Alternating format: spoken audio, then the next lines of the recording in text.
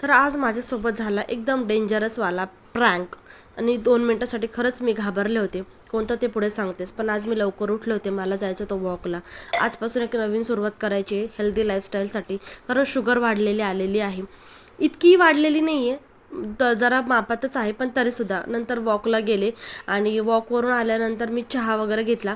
ह्यांच्यासाठी साखरेचा चहा केला होता, ज्याच्यात साखर उकळती आहे, आणि माझ्यासाठी बिना साखरेचा चहा मी ऑलरेडी काढून ठेवलेला होता, कारण चहा तर घ्यायचा आहे पण बिना साखरेचा. आणि इथे माझ्याबरोबर होणार आहे प्रँक, तुम्ही बघा. तर आज मम्मीने मला ब्रश करायला बोलली होती, ती आता गेली वॉशरूमला, आणि आता मी तिच्यावर करणार आहे एकदम डेंजरस प्रँक.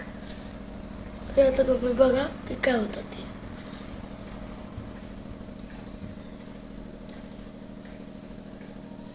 आणि बघा, हा शाना इथे कोलगेटचा फेस तोंडाला लावून गपचूप शांतपणे बसणार आहे. आणि आता इथं माझा जीव खालीवर काय होईल, पण प्रँक ना, रील बघायची आणि असे प्रँक करायचे.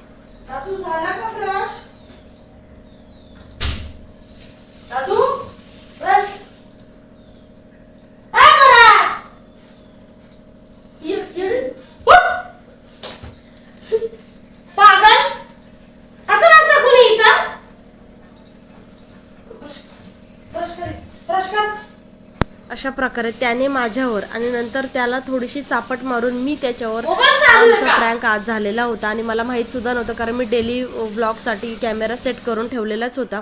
त्यानंतर रात्रीची खिचडी आणि मस्त छान चपातीचा नाश्ता केला होता मी, कारण मला खूप जास्त भूक लागलेली होती. आणि इथे पण मी विदाऊट साखरेचा चहा घेतलेला होता. आणि संध्याकाळी मस्तपैकी सारपाटोड्याचा बेत होता आमचा. आणि सारपाटोड्या करणं म्हणजे मस्ट आहे, पण त्याच्याबरोबर हे जे कांड होतात ना छोटे छोटे, खरंच कंटाळून जातं. आणि संध्याकाळी मस्त भाकर, सार, पाटोड्या, कांदा आणि गोळी, जी की माझ्या राशीला लागलेली आहे.